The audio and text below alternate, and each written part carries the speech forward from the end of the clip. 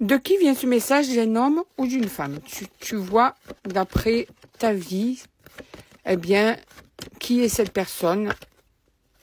Ça vient d'un homme. Cet homme-là, à qui tu penses, cet homme qui compte pour toi, cet homme sur lequel tu te poses des questions. Tu vois de qui je te parle? Eh bien, cet homme, on va aller voir ce qu'il a sur le cœur avec mon oracle, les mots du cœur. Donc, il va te parler à cœur ouvert. Il va te délivrer ce qu'il a sur le cœur par rapport à toi. Alors, qu'est-ce que cet homme a sur le cœur? Ce qu'il aimerait te dire, ce qu'il n'arrive pas à te dire, ce qu'il va bientôt peut-être te dire aussi. Hein? C'est possible. Allez, on y va.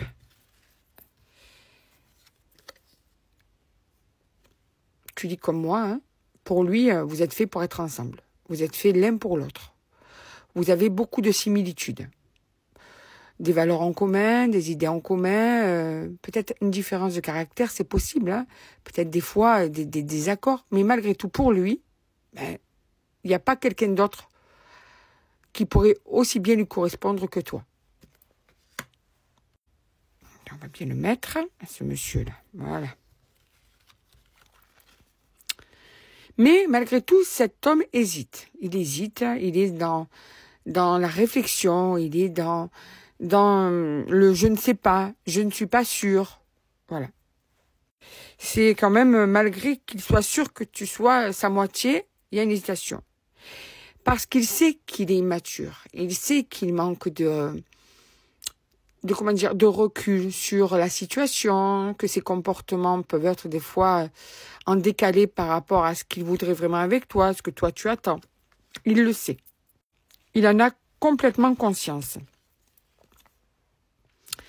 Cet homme, il a eu le coup de foudre pour toi. Ça a été, dès qu'il t'a vu en fait, ça l'a percuté. Il a craqué directement pour toi. Je ne te parle même pas que de physique. Il y a vraiment aussi au niveau cérébral. Hein.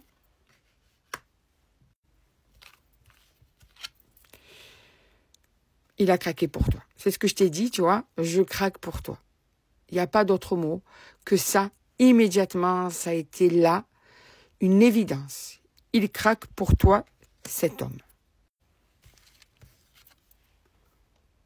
Et il sait que vous allez finir ensemble, qu'il n'y a qu'avec toi que l'avenir est possible, que le tout est possible, que l'amour est possible, que le bonheur est possible. Même si en ce moment, tu te prends la tête, tu as envie des fois de l'écraser comme ça des nerfs, de lui dire maintenant tu arrêtes de me fatiguer, tu vois.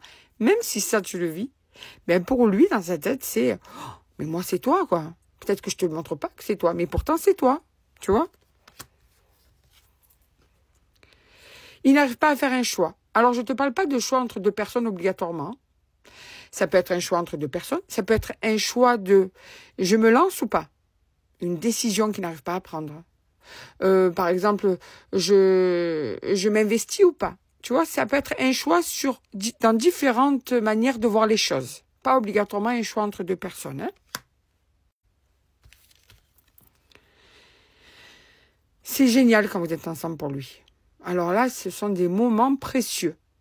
Des moments qui sont remplis de bonheur. Pour lui, c'est génial. On va aller par là, prendre celle-là. Tu es ma moitié. Tu vois, je te l'ai dit tout à l'heure.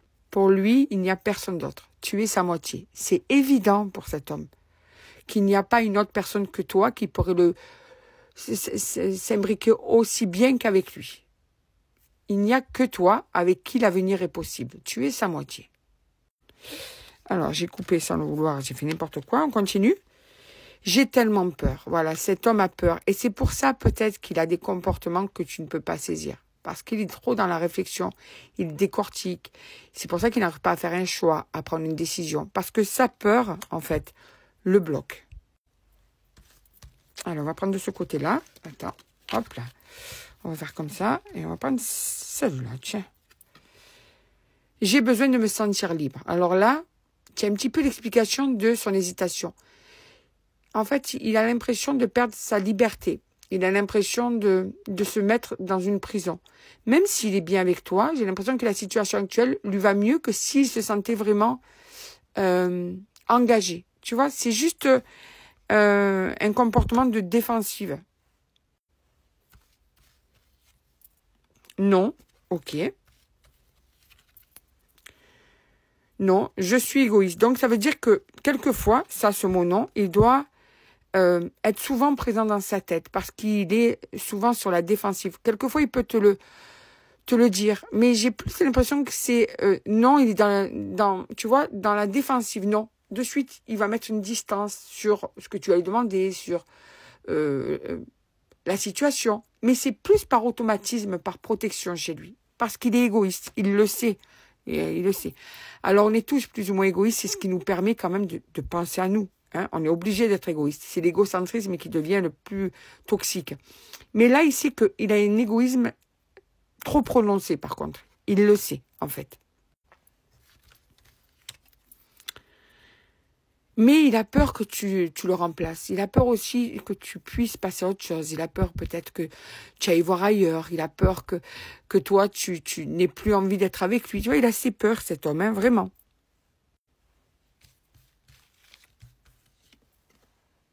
Laisse-moi du temps. Voilà. Là, tu as la réponse. C'est-à-dire que il voit l'avenir avec toi. Tu es sa moitié. C'est toi qui l'aimes. C'est avec toi qu'il veut être. Mais c'est trop précipité pour lui. Il n'est pas prêt comme toi tu l'es. Il a besoin de plus de temps que toi, cet homme.